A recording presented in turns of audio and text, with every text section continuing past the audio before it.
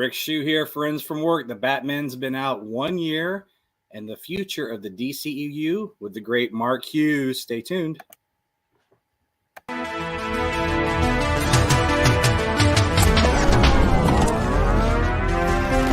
Everybody come on, let's get down.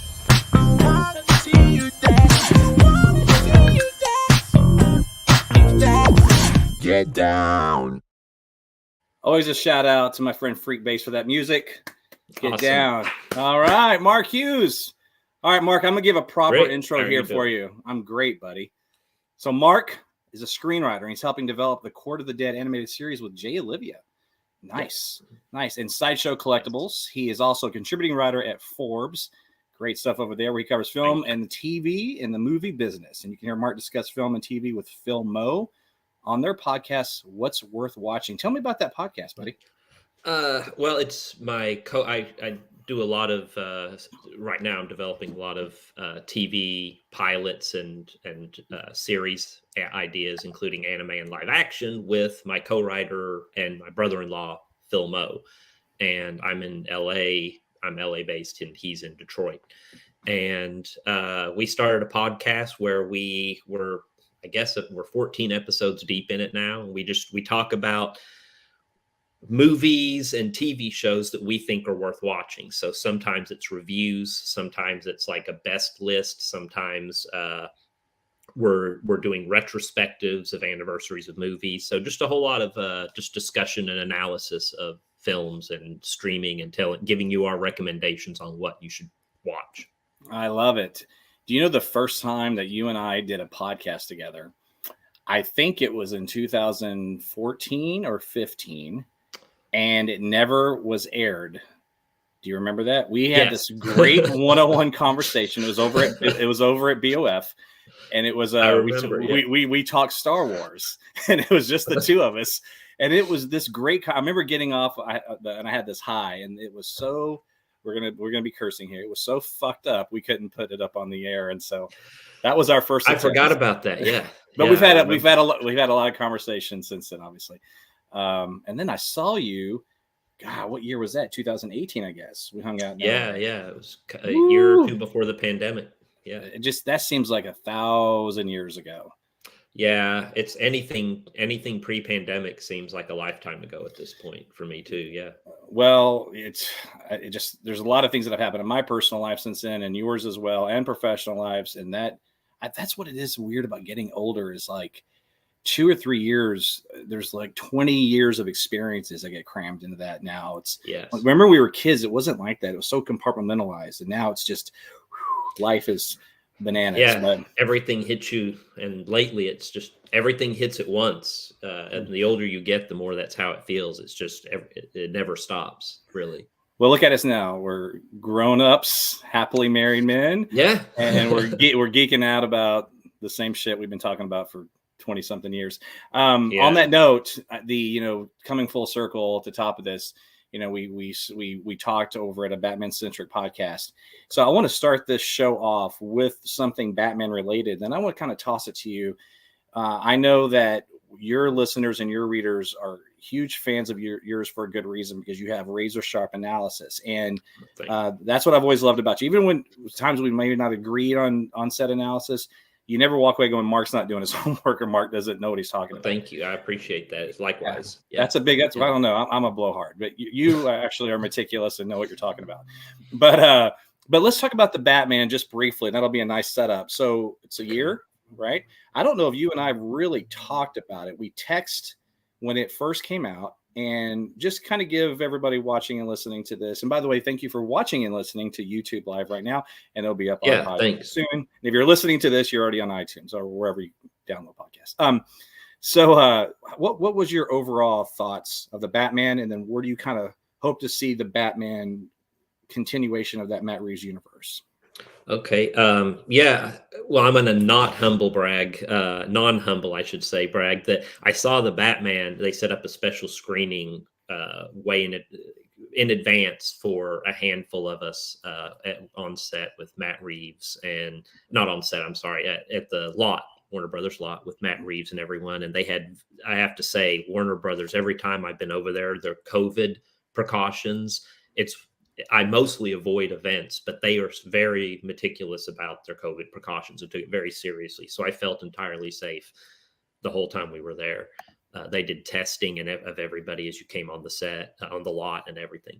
Nice. So watching it in that environment, like the anticipation, I already was, before Matt Reeves took over, I spent a few years banging the drum that he was the director I thought should take over the Batman franchise. So I didn't even have a backup second choice for it. I just refused to accept that anybody but him was acceptable for it. That sets you up for failure if you have a backup, right? Yeah, but I was so nervous because I went into it thinking I know what I'm expecting and anticipating, but I hope it lives up to that. So the fact that it surpassed that, and it was, for me, I realized I'm back to where things were with the Nolan universe.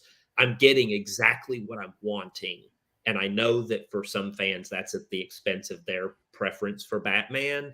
But we've had plenty of different versions of Batman. We're going to have plenty more coming, of course, a lot of different ones in the next. Yeah. But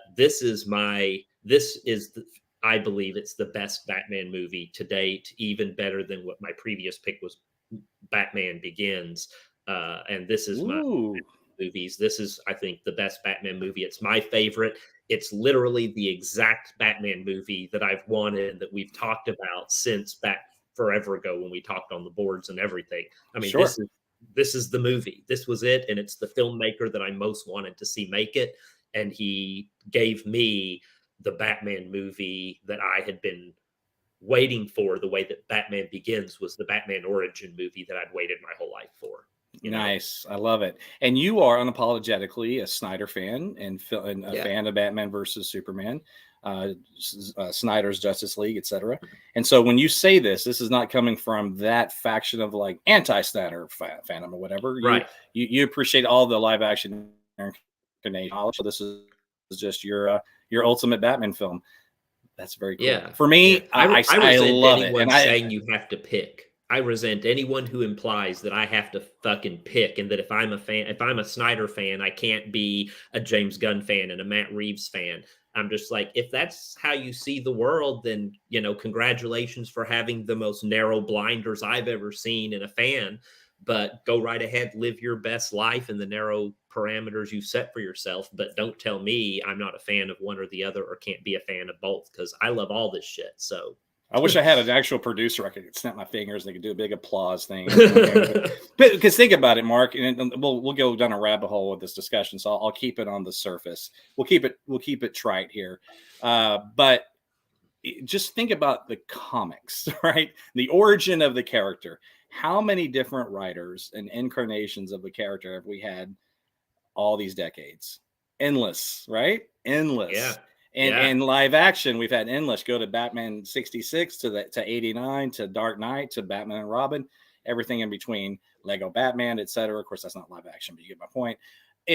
Why is it that some fans are stuck on this one vision when the vision is there? It's never going away. No one can take that away from them. No one can ever take those films away from any of us.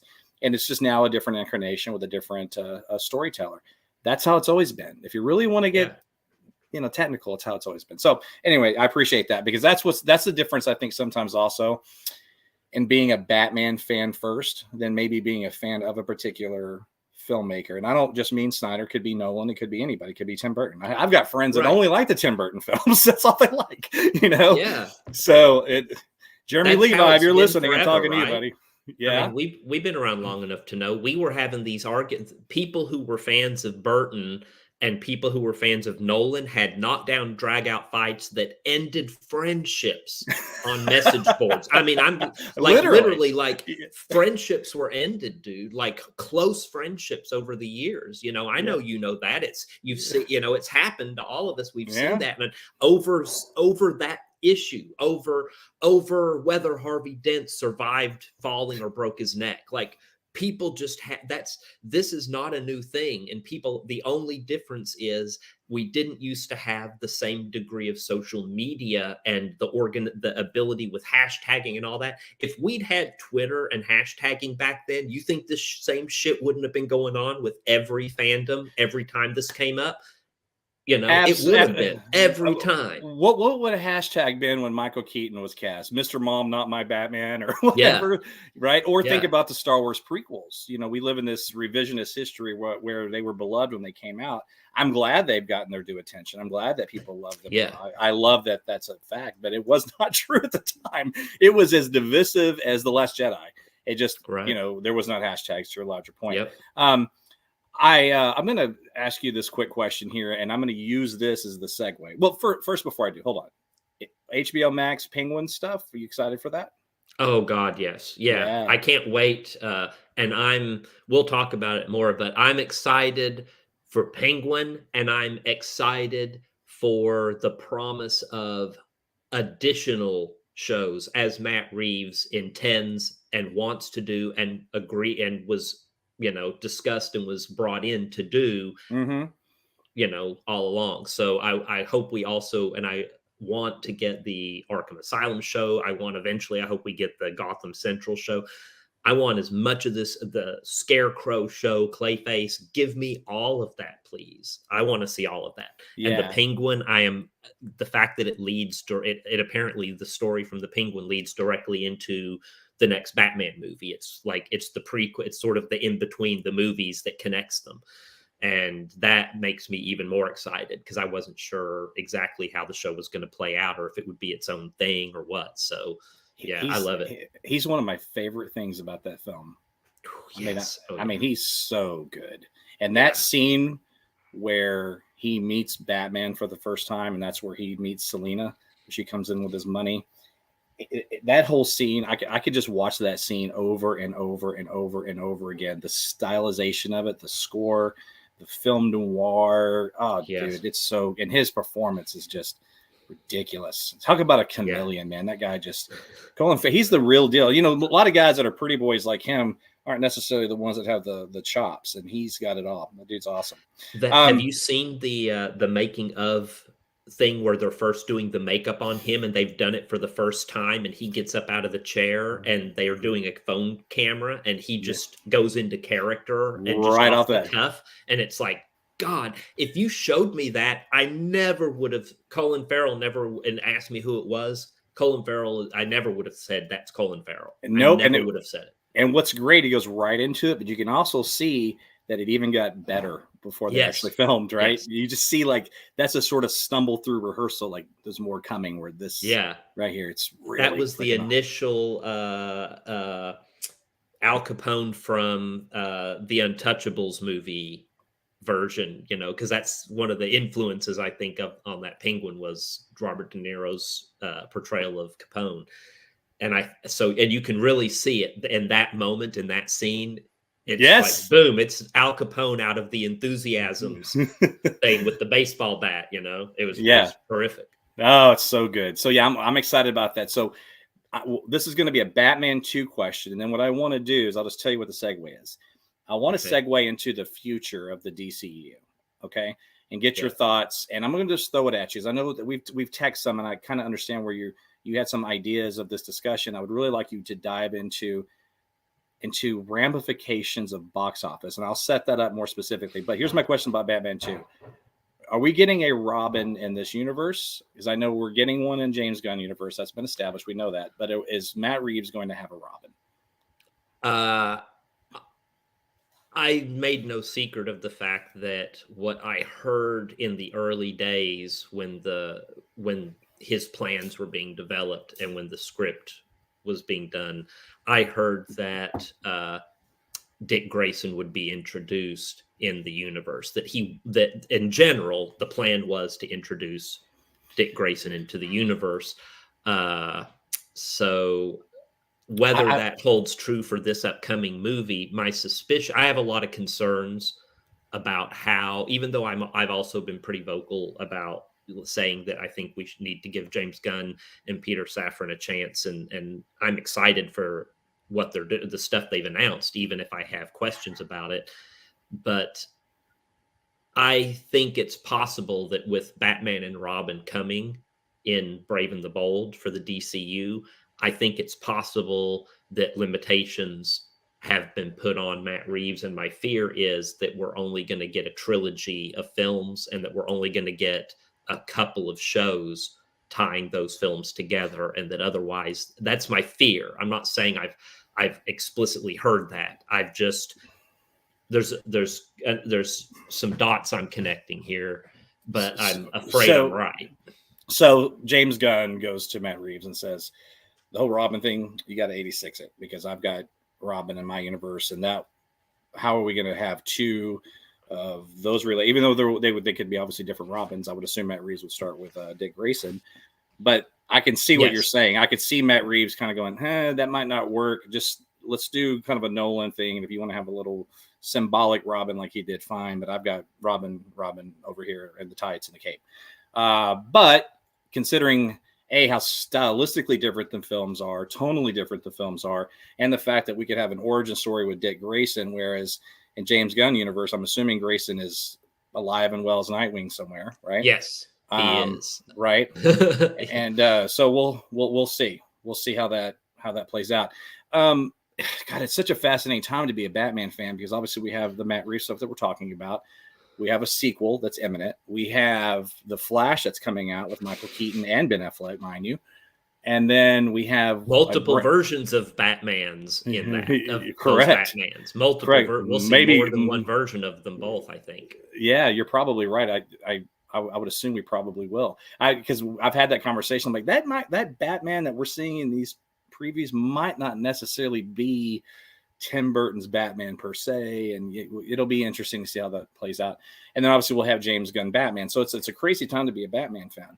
But here's my question for you. So I understand under the new leadership that there's a game plan, which is awesome. But as you and I both know, there's been game plans before, and things get derailed, right? It all is based on the success of a film. So if Superman Legacy, for instance, falls flat, is dead in the water, it's going to be problematic for James Gunn's universe. I mean, obviously with that property, especially because let's face it, that property really hasn't been done justice on film since Superman 2. And let me just say this. I like Superman Returns fine, and I actually love Man of Steel. I'm not talking about personal preferences. I'm talking about audiences, critics, hitting on all cylinders, right?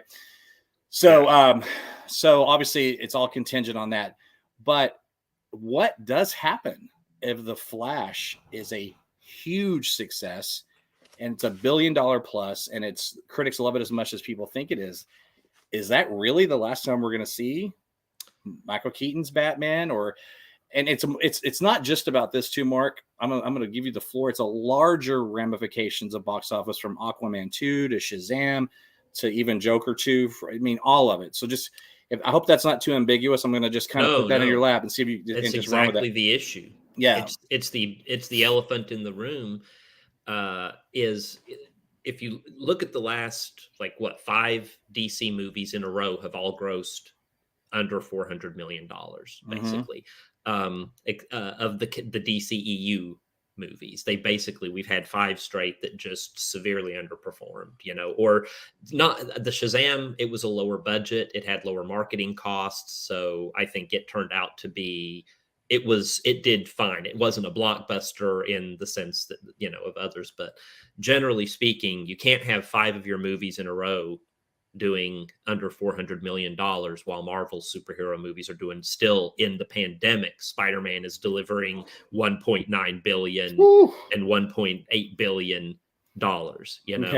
That's if DC's best performances still can't match the worst performances of Marvel's movies during a pandemic, then there's something wrong possibly so there's a reason that I think it's like, okay, well, obviously they need to start fresh, and that makes sense, the logic there. But the problem is we've got Flash coming.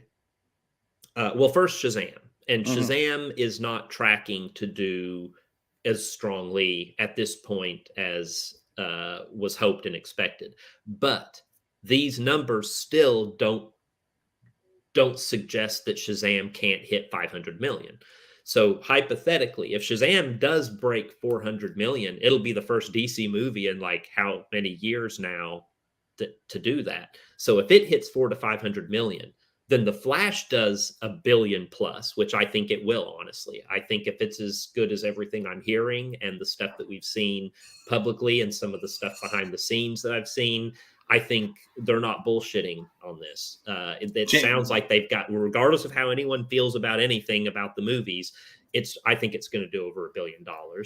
Then here comes Blue Beetle, which if the Flash just did over $1 billion, Blue Beetle could hit 500 million.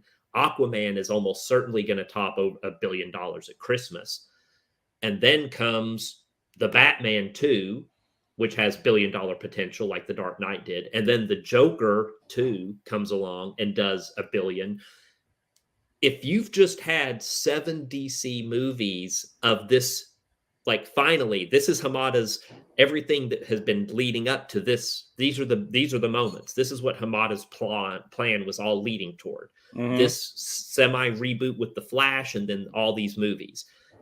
And if you've got 7 movies and like 5 of those movies are doing $1 billion or more, and 2 of them hit 400 to 500 million, are you really going to say, okay, now it's time to cancel that and start over? Right. Are you really going to just end that stuff? And I know they would say, we're not saying we're ending it. We're leaving the door open. But the fact is, we have the slate of projects that they're putting in production. We know what's coming. There's X amount of money to invest. There's X amount of years involved. This is what they're doing.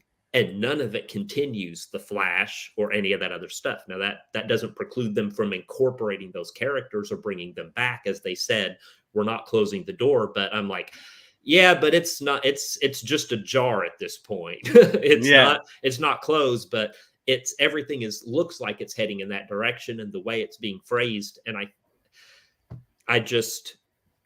think that it's going to be difficult. And it means if Superman, as you said, Superman Legacy has to outperform Man of Steel, at least. It needs to hit in the $700 and $800 million range that Superman has not hit. And have goodwill. It does. It has to have critical success. It needs to make fans happy, and it needs to have that box office success. That's right. The fans happy is honestly the least important, because when you can't talk about fandom for the superheroes and comics without meaning the mainstream public, because the mainstream public are superhero and comic book fans if they're going to these movies. Well, maybe not technically comic, but you know what I mean.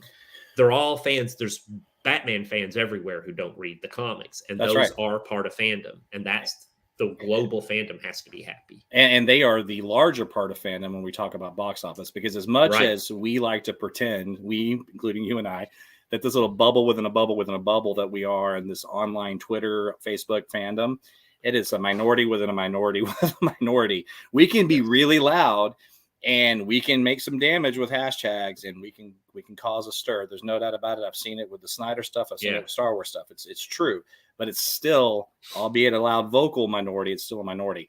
So you're right. So large, and that was the problem with Batman versus Superman. And overall, I like that film. I don't hate it. I never did. There's things about it I can't stand, but there's, it's a C+ movie for me, maybe even a B- depending on my mood. But the problem is that the general audiences were like, what is this? This is way too morose and weird for a Batman Superman movie. And they just didn't embrace it, despite the box office, despite, it having a passionate fandom. And that's unfortunate. And I know that people about that film, and it's just an example, by the way. And for me, I'm a Last Jedi apologist, to go back to Star Wars. I mean, I love that movie, but I get it. It pissed off enough fans that they were so loud that Lucasfilm had to respond somewhat. You can't help it. But at the end of the day, to your larger point, the box office is really what matters. And if it hits $1 billion or 800 or 900, but it still pisses off a faction of Twitter fandom, so be it, right? But hitting on all cylinders is paramount, especially for Superman. That property desperately needs it. But so this is all good stuff. So I guess here is trying to think how to phrase this to you. So because I don't want to repeat myself, but I can't.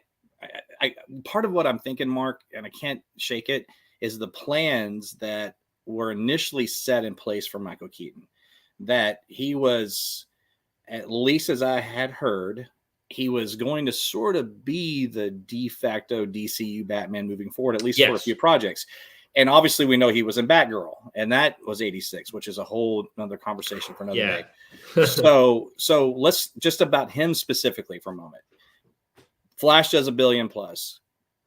A on Cinema Score, 90% on Rotten Tomatoes, critics, whatever. All hits on all cylinders. Is that it? We're done. We never see him again. I just don't see how. I don't know, man. That's hard. That's a hard one to get my head wrapped around.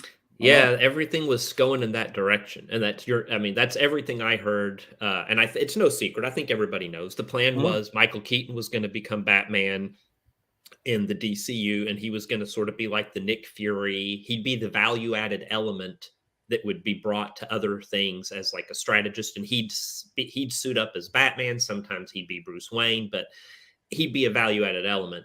And Batgirl would drive the franchise. Batgirl was going to be the Bat Family solo franchise, and then Supergirl was going to be take things forward for the Kryptonian side instead of Superman for a while. That's another great thing to bring up. What happens with her if the film does well? Yeah, I mean, she looks great. And here's the question: looking at how things are right now, okay. If they had to course, and I'm throwing this at the wall. I'm pulling this out of my ass, okay, right now. It's all I ever do. I apologize for my squinted eyes and my fidgetiness. I have chronic back pain, and I'm on a lot of marijuana right now to manage it so that I don't use opioids or other stuff. Good for you. So I went down that road. Don't do it. Good for you, man. Hopefully it's not obvious other than the fact that I'm squinting at my camera light thing here. No, you're doing great, man. But if you look at the plans they have, Superman Legacy, introducing a new Superman, they have a Supergirl movie on deck and planned. Hypothetically, if this year's movies just like blow the box office doors off and it's like boom, boom, boom, if hypothetically Gunn and Safran say, we are rethinking things and seeing how maybe to bring more forward than we had originally planned, hypothetically, could you transition Supergirl? They have a Supergirl movie coming. You could do that. You could switch it and say, okay, we're going to continue it forward from The Flash, and it'll be a spinoff from The Flash. Brave and the Bold. Well, could you convince? I mean, you could still have Michael Keaton's Batman, bring in Batgirl, and there's a lot of ways you could build that Bat family. And then the Brave and the Bold, it's like, well, I don't think Affleck's coming back, period. And I don't think he wants to come back, just to be clear to fans. So this draft Affleck thing that's going on, I don't think there's much point to. But hypothetically, could they offer just a Brinks truck full of money to Ben Affleck and say, look, would you come back and be Batman with Damian and have your son Damian in Brave and the Bold, and then we will kill off or erase your Batman, and Dick Grayson will take over as Batman with Damian going forward in the DCU, the new version of the DCU. I could see Ben Affleck agreeing and saying, all right, guys, things are going okay now. I'm in a better place with all of this, which we won't go into. Maybe he would agree to come in and do Brave and the Bold as a handoff movie. Hypothetically, there's a way they could shift, is what I'm saying. So 100%. He may be asked to direct it. Yeah, I mean, I've suspected from day one, and I've kind of banged the drum in the Forbes articles telling people, don't be shocked if James Gunn directs Superman and Ben Affleck directs The Brave and the Bold, because that would certainly be an interesting turn of events. I don't know whether Ben Affleck will want to direct Brave and the Bold. We'll see. But it'd be cool, because if they're doing it from the standpoint of those Grant Morrison's run, Yep. Grant Morrison took a lot of times. He took a very like spy thriller James Bond approach in his stories a little bit.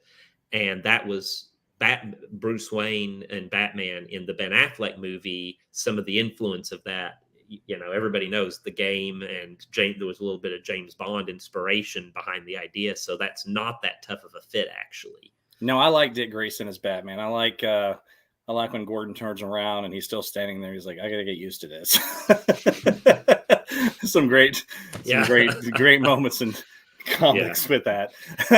I don't want to start any conspiracy theories or hashtags that suggest that they're going to do that. I'm saying hypothetically, if all the stuff makes $1 billion per movie almost, and then the new Superman movie underperforms, hypothetically, I can see where Warner Brothers Discovery leadership might step in and say, look, our goal was to perform at the Marvel level. And right now we're actually outperforming Marvel because they've barely been able to break $1 billion. And we've had a run of $1 billion movies all of a sudden. So I could see the pressure being on Gunn and Safran to consider tweaking their plans and then bring back and let Patty Jenkins make her Wonder Woman 3 and for Paradise Lost to be more in line with her plans for the Amazon spinoff, like a prequel series, all of that stuff. It's not, and Gunn is smarter than I am. He's been doing this. He's a professional. He probably is very keenly aware of everything I'm saying here. And that may be baked into the idea is, look, we don't plan to use Batman and Superman from this universe, but if shit goes crazy, then sure. Are they so rigid they would just on principle refuse? I don't think so. So I'm sure they realize there's a potential that some pressure could come to bear, and we'll see. Maybe I'm curious. I would love to be a fly on the wall in some of the board meetings. Like they somewhat quasi hoping, like, man, we want Flash to do really well, but we want it to not quite do as well as you know what I mean? Like just do well enough, but not so well where we're going. Now we're stuck with this thing, and we can't.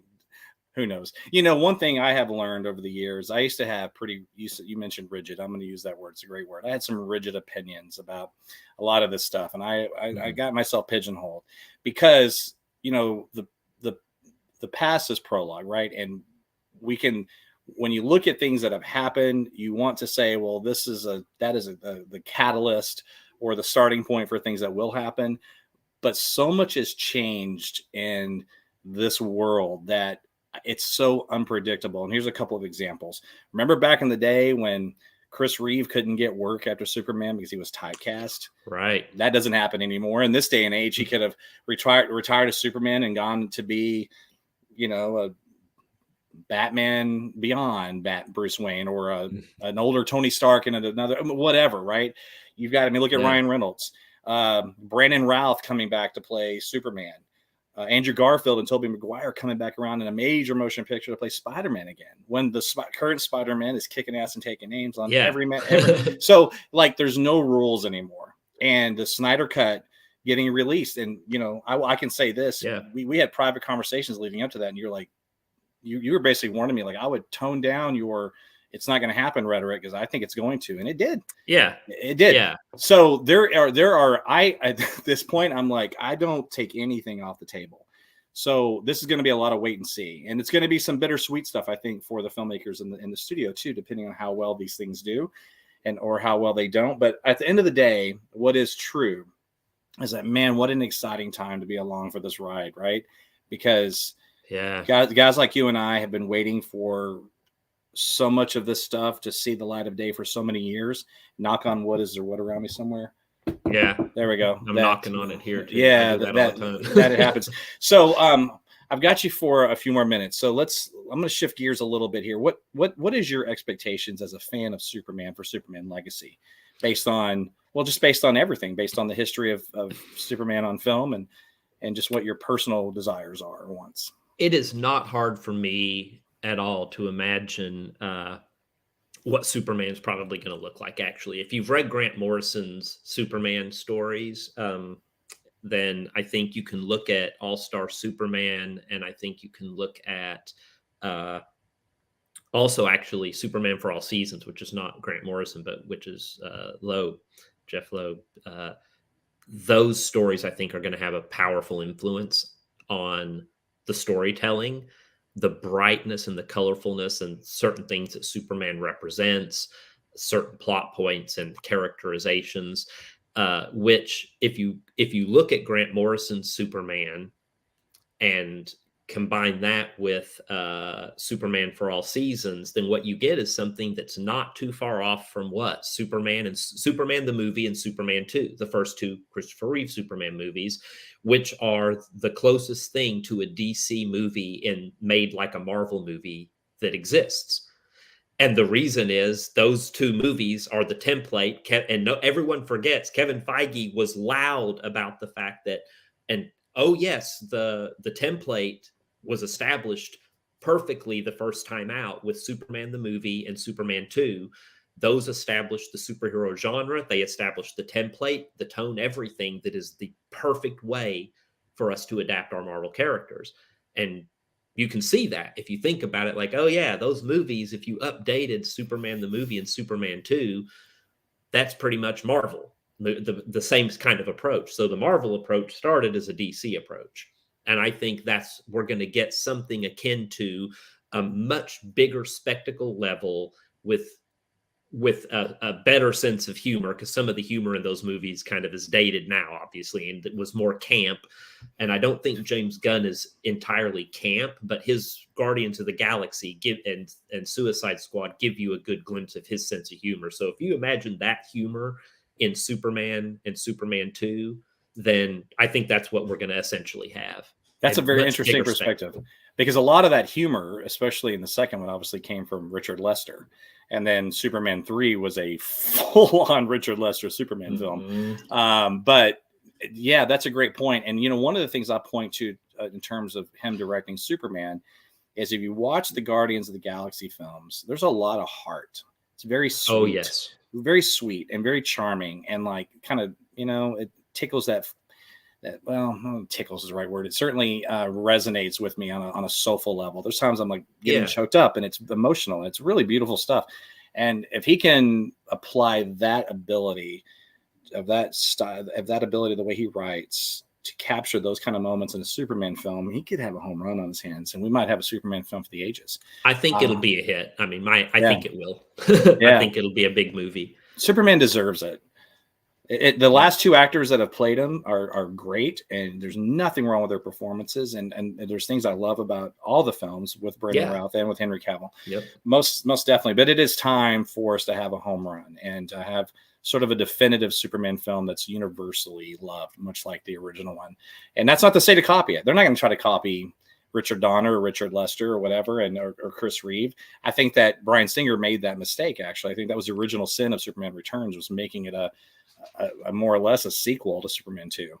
But with a new fresh vision, I think we've got something really cool around the hopefully all the stuff just sort of works out where the Flash does great, Aquaman 2 does great, and to your larger point that we can see, I'd love to see Patty Jenkins come back and do another Wonder Woman film. I liked Wonder Woman 84 fine, by the way, but even if the first one we all love, and she can do that again. She can make another great one. And I hope she gets an opportunity to do it. All right, yes. So I'm gonna do but before I let you run, I'm gonna do a quick Star Wars thing. But before I do, and I promise, give me like 2 minutes on it. We'll make it fast. Yeah, no problem. Give me some closing thoughts on all this for the DCU moving forward. I think that James Gunn's movies speak to me very personally, and a lot of his background reminds me of there's a lot of stuff that reminds me of things that I went through growing up and as a kid, and influences as well. So even though I was sad to see Snyder's approach and what he had planned not move forward, I also love Snyder's movies, but I also love James Gunn's movies. I think he has great sensibilities, and I can love the Snyderverse and the DCEU, and also recognize that no longer is what audiences want. I don't need everybody to agree with me and like what I like. So I can accept that, okay, we still got, like, we're going to have 16 movies in this DCEU. There's a version of the DCEU grounded and founded on Snyder's vision, mostly adhering and carrying that forward. You can take that and you've got a whole thing, and now we're going to get something else that may or may not incorporate it. I'm excited to see how that plays out. I think Superman's going to be a big hit. I think what I expect the new Batman to be like is I'm afraid to say it out loud, but I think the James Gunn Batman, the Brave and the Bold, I think it's going to be, it won't be dissimilar perhaps to a revival of what the old TV series used to do, except without the humor will be more it'll be better humor. It won't be quite as just daytime colorful, but I don't think it'll be dissimilar either. I think it'll take kind of a more family approach and be a more fun action adventure type of Batman with a lot more gadgets and stuff. And I think that's fine. I already had my Batman several times, versions of Batman I love. I'm fine to see this version of Batman. You know, I like that the animated Brave and the Bold series, even though I loved it wasn't the approach I usually prefer for Batman. I like Batman. I'll watch him do anything. Sure. And to be fair, it'll coexist with James Gunn anyway. And when we talked about the potential restrictions that James Gunn could have, we're just guesstimating here. But the flip side of that is that because the Matt Reeves universe is the way it is, grounded, gritty, that could also give James Gunn more freedom to say, well, since we have this over here, I can be a little more goofy and satirical or whatever on this side because we've got this, and so I can have more fun. And that could end up being a plus, if that makes sense. Yeah. So it's all about juxtaposing what's out there already, right? To your larger point. Yeah. All right, buddy. That's a great discussion, man. I really appreciate it. Before I let you run though, because we haven't talked Star Wars. Oh, dude, anytime. Thanks for coming on.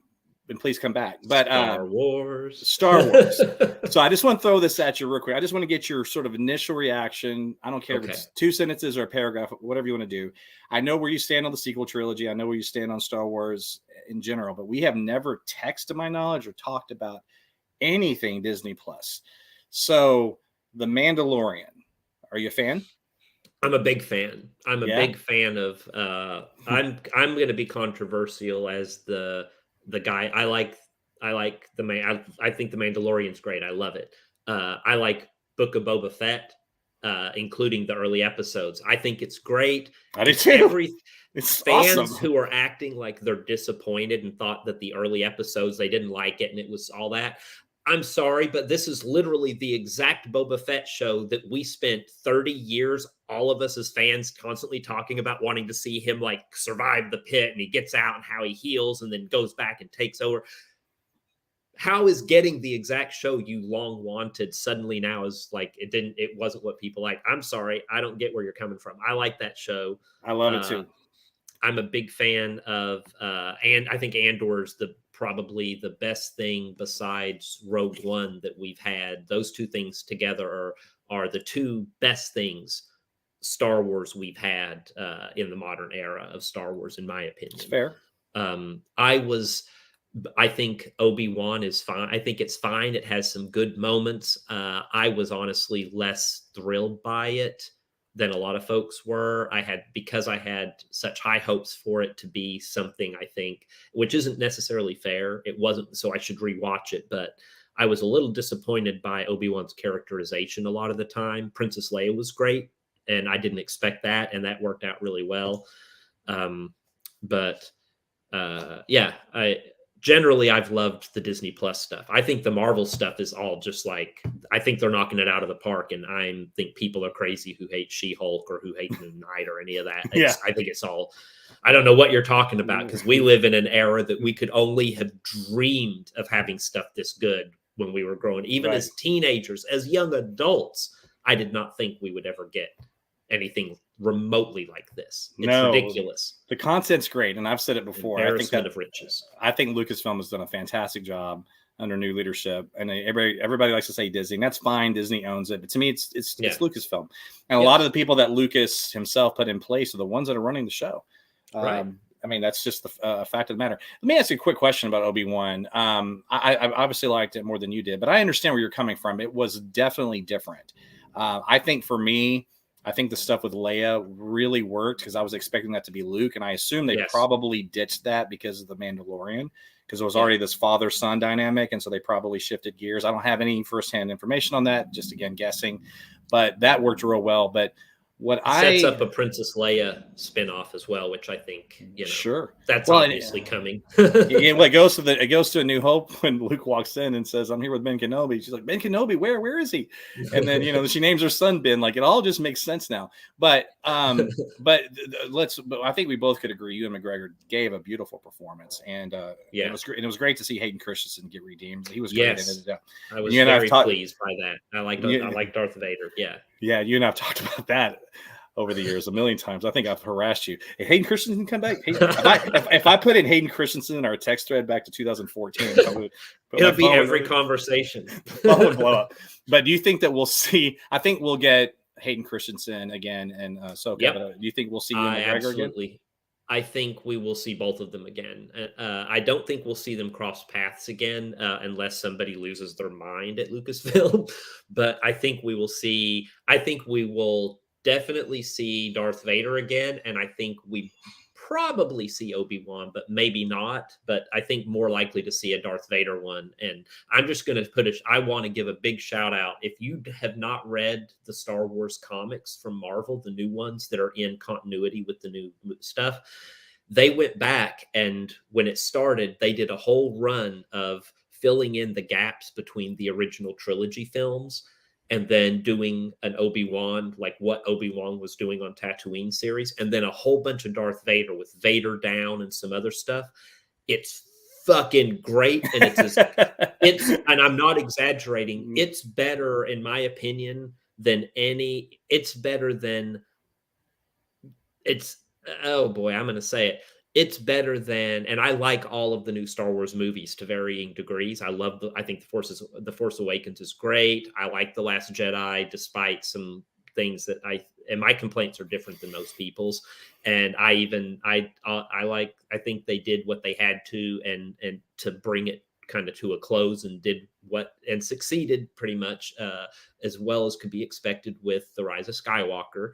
And, but that said, these comics are better than any of the new revival films, in my opinion, except for Rogue One, which still is great. You could take these comics and adapt them into animation or into live action and do a whole Star Wars series of just Star Wars original trilogy and filling in between the movies, which I think is someday they should reboot the whole thing and go back and do those. I know everyone hates me for saying it, but there's so many stories to tell. The idea of never getting any of that is crazy. We just do. I think they could do it. And we've seen that it's possible with Luke appearing now in, Book of Boba Fett and stuff. You can do that. Yeah.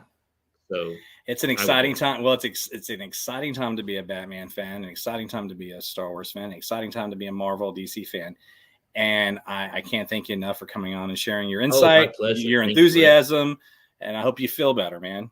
Thank you. I appreciate it. Yeah, I will. I feel, and I'm going to go smoke some more. So I'm going to feel even better in a few minutes. There you go. Well, enjoy California, my friend. You can't do that quite here in Texas yet. But I'm going to come see you soon. I was there last year, but my wife, we're in and out. So next time I'm there, and I know you're not getting out much, but maybe by the time we come around, that you can, you will. But good to see you. Yeah.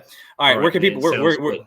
I know you kind of plugged at the top of the show, but kind of give us another plug and where people can find you. Okay. Yeah, sure.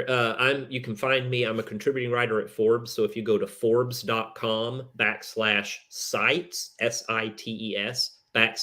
/Mark Hughes, my name, which is right here, then it'll take you to, and you can go through all my articles there. And you can find me and Phil have a podcast called What's Worth Watching, and it's at What's Worth Watching podcast.podbean.com. So at Podbean, we're What's Worth Watching podcast. And you can find me on Twitter, where you probably don't want to, but you can if you're a masochist. You can find me on Twitter at Mark Hughes Films. That's FILMS.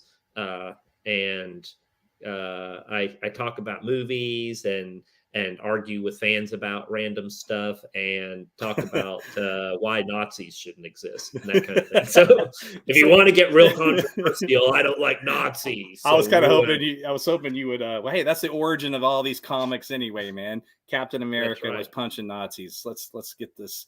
It's all a part of history. All right. On behalf of myself, Brian Chatelain, Courtney Cheek, we're the Friends from Work. Thanks for watching. Follow us everywhere. iTunes. Yeah, download us on iTunes. But Instagram, Facebook, Twitter, and wherever great podcasts can be found. Rick Shew over and out. We're going to have Freak Bass right now. Thank you.